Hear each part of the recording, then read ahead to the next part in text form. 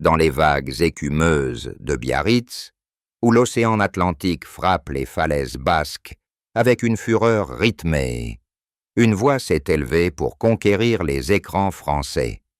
Caroline Margéridon, née le 29 septembre 1966 dans cette station balnéaire du Sud-Ouest, incarne l'élégance intemporelle d'une femme dont la passion pour les objets anciens a illuminé des millions de foyers. À 59 ans, cette experte en art décoratif et animatrice charismatique de Affaires conclues sur France 2 a traversé les feux de la célébrité sans se consumer. Pourtant, derrière les enchères enflammées et les sourires complices avec ses collègues, un chapitre intime s'est clos. Un divorce aux échos discrets, suivi d'une renaissance amoureuse qu'elle a longtemps gardée voilée. En ce mois d'octobre 2025, lors d'un entretien exclusif dans son appartement parisien surplombant la Seine, Caroline brise le silence. Entre 2 tasses de thé vert et le tic-tac d'une pendule Louis XV, elle nomme l'homme qui a rallumé son cœur. Gérald Mossé, non plus comme un fantôme du passé, mais comme un horizon retrouvé. Ses aveux, prononcés avec une sérénité conquise, invitent à retracer un parcours où l'amour, comme une pièce rare aux puces de Saint-Ouen, se redécouvre après des années d'oubli. L'enfance de Caroline Margéridon se dessine sur les plages de galets de Biarritz, une ville où le sel marin imprègne l'air et où les villas Belle Époque veillent sur un océan imprévisible. Fille unique d'un père architecte naval, passionné par les coques de bateaux qu'il répare dans un atelier familial, et d'une mère institutrice férue de littérature classique, Caroline grandit dans une maison aux murs tapissés de livres jaunis et de cartes postales des Indes. Dès ses 5 ans, elle explore les brocantes locales, fascinée par les bibelots rapportés des colonies. Un vase Ming ébréché, une broche art nouveau qui scintille sous le soleil basque. Son éducation, rigoureuse mais ouverte, l'a conduite à l'école des Roches, un pensionnat où elle excelle en histoire de l'art, dévorant des volumes sur Versailles et les manufactures royales. Le week-end, des escapades à Bayonne l'immergent dans les marchés aux puces, où elle négocie son premier achat, une petite boîte en laque japonaise, avec l'instinct d'une marchande née. L'adolescence marque le tournant. À 16 ans, elle intègre l'école du Louvre à Paris, un bastion de savoir où ses professeurs notent sa capacité à contextualiser un meuble directoire dans les tourbillons de la Révolution. Étudiante appliquée, elle enchaîne stages dans des maisons de vente aux enchères, où son œil aiguisé pour les fausses patines et les restaurations habiles attire l'attention. En 1988, à 22 ans, elle décroche un poste chez Drouot, la grande caverne au trésor parisien, où elle catalogue des lots d'argenterie et de porcelaine, apprenant à lire les marques au feu comme des signatures d'amants oubliés. Ses premiers voyages professionnels, Londres pour Sotheby's, Genève pour des ventes privées, élargissent son horizon, mais Biarritz reste ancre. Des retours estivaux où elle arpente le port des pêcheurs, rêvant d'un équilibre entre mer et marché. Des observateurs du monde des antiquités soulignent cette dualité. Une femme formée à la précision académique, mais nourrie par l'énergie brute du Pays basque. Un terreau qui forge son style, direct, intuitif, sans concession. La décennie 90 la propulse. À 28 ans, elle fonde sa propre galerie à Saint-Ouen, un antre de 300 mètres carrés aux puces, où elle expose des pièces du XVIIIe siècle aux côtés d'objets contemporains revisités. Ces catalogues, illustrés de photos qu'elle supervise personnellement, deviennent références pour collectionneurs. L'océan Biarrot infuse encore. Des expositions thématiques sur l'art maritime, des ventes aux enchères en ligne qui attirent des acheteurs du monde entier. À 35 ans, Caroline n'est plus une novice. Elle est une figure respectée, une femme dont la passion pour le passé dialogue avec un présent effervescent, un prélude à des chapitres plus personnels où l'amour comme une relique enfouie attend sa redécouverte. La vie sentimentale de Caroline Margéridon s'entrelace avec sa carrière comme une dorure sur un cadre ancien, discrète mais essentielle. En 1990, lors d'une vente aux enchères à Deauville, elle croise Gérald Mossé, un jockey charismatique de 32 ans, connu pour ses victoires au Grand Prix de Diane. Lui, avec son allure de cavalier, silhouette élancée, regard perçant sous une casquette plate, enchérissent sur une selle d'époque napoléonienne. Elle, experte du lot, engage la conversation sur les cuirs patinés. Leur idylle naît dans les coulisses, dîners en bord de mer normande, où il lui raconte les courses hippiques comme des ballets équestres, et elle décrypte les sauts des maréchaux séférants.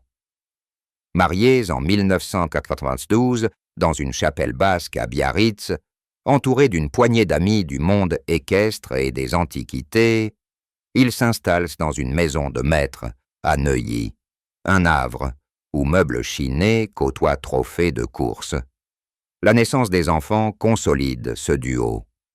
Alexandre arrive en 1993, un garçon vif qui joue au soldat queue de plomb sur des tapis d'Aubusson.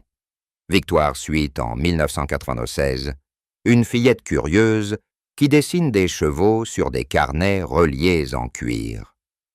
Caroline, jonglant entre galeries et maternités, transforme son bureau en nurserie improvisée. Biberon à côté de catalogues Sotheby's, berceuses chantées sur fond de marteaux d'enchères. Gérald, entre deux meetings à Chantilly, assume une présence paternelle forte. Week-end à la campagne, où il initie les petits à l'équitation. Des leçons que Caroline observe avec tendresse, notant les similitudes entre dompter un pur sang et négocier un Vermeer. Leur quotidien, ancré dans une complicité bourgeoise, se nourrit de voyages, escapades à Londres pour des foires d'antiquités, où il l'accompagne, portant des caisses de porcelaine comme des sacoches de sel. Pourtant, les fissures émergent dans les années 2000. La carrière de Gérald, jalonnée de triomphes, mais aussi de blessures, une chute grave à Auteuil en 2005, impose des absences prolongées. Caroline, élargissant son empire aux puces, avec une seconde boutique, ressent le poids de l'éducation solitaire. Des proches notent une dynamique en évolution. Elle, de plus en plus indépendante, gère des expertises pour musées nationaux, lui se recentrant sur l'entraînement de chevaux. Le couple, admiré pour sa discrétion, pas de couverture pipe, seulement des mentions fugaces dans Gala, maintient une façade unie au dîner mondain.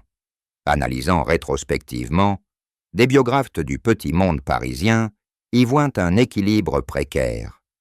Un amour forgé dans l'adrénaline des ventes et des pistes, mais érodé par des rythmes divergents, un prélude à des adieux qui, en 2018, scellent un chapitre sans amertume publique. L'automne 2018 marque la fin d'une ère pour Caroline Margéridon. Un divorce prononcé à huis clos, au tribunal de Nanterre, loin des flashs des paparazzis. Après 26 ans de mariage, elle et Gérald Mossé optent pour une séparation amiable, préservant la garde partagée d'Alexandre et Victoire, alors adolescents. Les motifs évoqués dans des entretiens ultérieurs tournent autour de divergences de vie. Ses tournées internationales pour des expertises en Asie, ses voyages pour des ventes à Hong Kong, ses retraites équestres en Normandie. Nous avons grandi ensemble, mais les chemins se sont séparés naturellement, confie-t-elle en 2019 à un magazine féminin, minimisant les tourments. La procédure, expéditive, évite les fuites. Pas de détails sur les biens partagés. La maison de Neuilly vendue discrètement, les comptes gérés par notaire, un choix qui reflète sa aversion pour le spectacle. Les mois suivants révèlent des ajustements intimes. Caroline s'installe dans un appartement haussmannien du 7e arrondissement, un cocon meublé de pièces qu'elle a chiné elle-même, un bureau en acajou sous lequel s'entassent des dossiers d'enchères, une bibliothèque où trônent des premières éditions de Proust. Alexandre, étudiant en école de commerce à Paris, passe les vendredis soirs à débattre de marchés émergents. Victoire, lycéenne en arts plastiques, trouve refuge dans les ateliers de la mère pour esquisser des bijoux inspirés de l'art déco. Gérald, retiré des pistes en 2017, se rapproche des enfants via des sorties hippiques, un lien paternel intact malgré la distance. La presse People, frustrée par le mutisme, brodait des rumeurs. Une idylle éphémère avec un collectionneur belge, vite démenti. Caroline, focalisée sur Affaires conclues, lancée en 2016, canalise l'énergie dans son rôle. Animatrice experte qui, avec son œil infaillible, transforme des objets anonymes en trésors narratifs. Cette période de transition, de 2018 à 2022, s'analyse comme une pause créative. Des expositions personnelles aux puces sur l'artisanat basque, des conférences à l'école du Louvre sur l'évolution des marchés. Le divorce, loin d'être un effondrement, agit comme catalyseur. Elle lance une ligne de mobilier restaurée en 2020, des pièces upcyclées qui symbolisent que sa philosophie, donner une seconde vie aux reliques. Avec les enfants, des rituels émergent, dîners dominicaux où l'on dissèque les ventes télévisées, un cocon familial recomposé sans rancune. Des observateurs du paysage médiatique notent cette résilience. Une femme de 50 ans qui, libérée des chaînes conjugales, réinvestit dans sa vocation, un terreau fertile pour des horizons sentimentaux inattendus.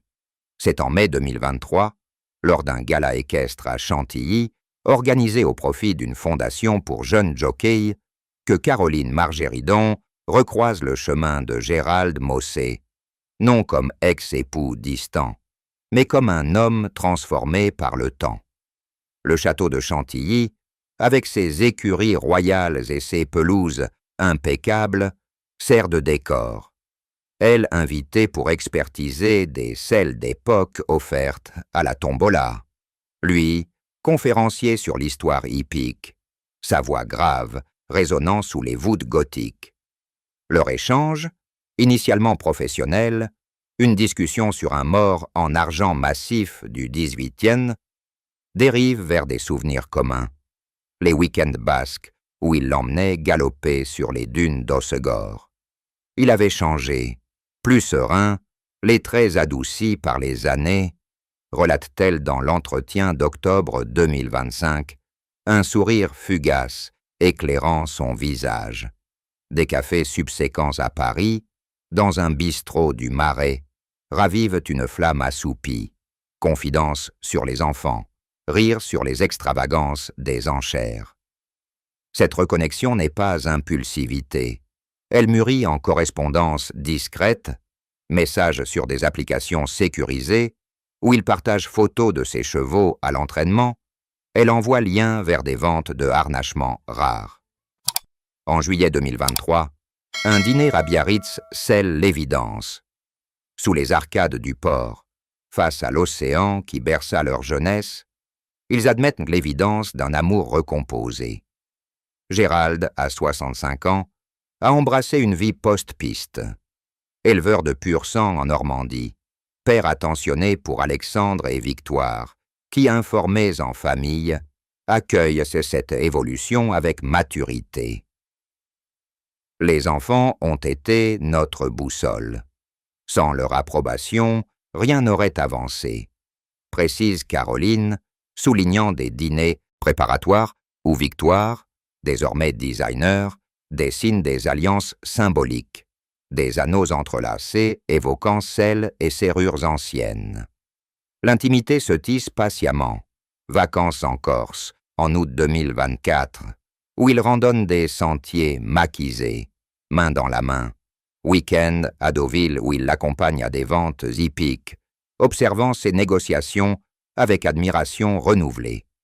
Des observateurs du couple, rares mais proches, notent une alchimie affinée, lui apportent la stabilité d'un homme apaisé. Elle l'étincelle d'une femme épanouie professionnellement. En 2025, cette relation culmine en aveu public. Lors de l'entretien, Caroline nomme Gérald comme « l'amour de ma vie redécouvert ». Des photos filtrées, eux deux, sur une plage basque, elle en robe fluide, lui en chemise, l'un circule dans « Voici », confirmant ce qui n'était que murmure. Cette phase, riche qu'en redécouverte, transforme le divorce en prologue. Un amour qui, après l'exil, revient plus fort, comme une pièce restaurée qui révèle ses vraies couleurs. La quotidienneté de Caroline Margéridon avec Gérald Mossé, depuis leur réconciliation en 2023, s'articule autour d'un va-et-vient harmonieux entre son appartement parisien et sa propriété normande, un manoir du 18e restauré par ses soins, où les écuries abritent une dizaine de chevaux. Les matins parisiens commencent par un expresso partagé au comptoir de zinc, suivi d'une promenade le long de la Seine, où elle lui montre des vitrines de joailliers pour inspirer ses créations. Gérald, avec son humour caustique d'ancien jockey, commente les montres Patek Philippe comme des purs sang horlogers, déclenchant ses rires francs. Les après-midi, elle enchaîne tournage pour Affaires conclues, où son expertise sur une commode boule impressionne. Il, depuis son haras, envoie messages d'encouragement, parfois accompagnés de photos de poulains naissants, un clin d'œil à leur propre renaissance. Les week-ends normands approfondissent cette symbiose. À 20 km de Caen, le domaine de 15 hectares offre un refuge. Chevauchée matinale, où Caroline, novice mais enthousiaste, trotte sur une jument alezane qu'il lui a offerte pour ses 58 ans. Atelier commun, où elle restaure une selle ancienne, lui expliquant les techniques de ciselure. Les enfants se s'intègrent naturellement. Alexandre, analyste financier à la Défense, rejoint pour des barbecues estivaux, discutant investissement dans l'immobilier équestre. Victoire, freelance en design à Lisbonne, passe des Noëls à brainstormer une collection capsule inspirée de leur voyage.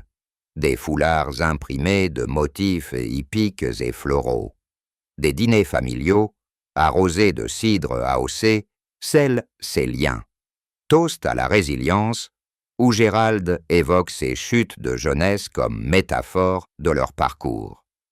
Cette vie à deux n'échappe pas aux défis, et, absencé professionnel, ses déplacements à Lyon, pour des expertises, testent la patience, compensée par des appels vidéo nocturnes où il lui lit des extraits de Colette. La santé, à 59 et 65 ans, impose vigilance. Ses migraines chroniques, apaisées par des cures thermales à Vichy qu'il partage. Son arthrose au genou, soignée par des équithérapies qu'elle expérimente avec lui. Des analyses relationnelles post-récomposition soulignent des dynamiques positives. Couples recomposés après divorce montrent une satisfaction accrue de 30%, selon des études françaises, un taux que leur complicité illustre. En 2025, cette stabilité infuse son travail. Des épisodes de l'émission plus personnels, où elle glisse anecdotes sur des objets amoureux, un miroir qui reflète des retrouvailles. Gérald, discret, apparaît en coulisses. Un caméo surprise dans un épisode sur l'équipement équestre. Un geste tendre qui humanise la diva des enchères. L'aveu de Caroline Margéridon. En octobre 2025, déclenche une vague d'intérêt qui balaie les plateaux télévisés et les colonnes sociétales, transformant son histoire intime en miroir des amours recomposés de l'ère contemporaine. Dès la diffusion de l'entretien dans Télé Loisirs, les réseaux s'embrasent. Caroline Retrouvailles génère 300 000 interactions en 24 heures, avec des montages vidéo juxtaposant photos de leur mariage de 1992 et clichés récents à Chantilly.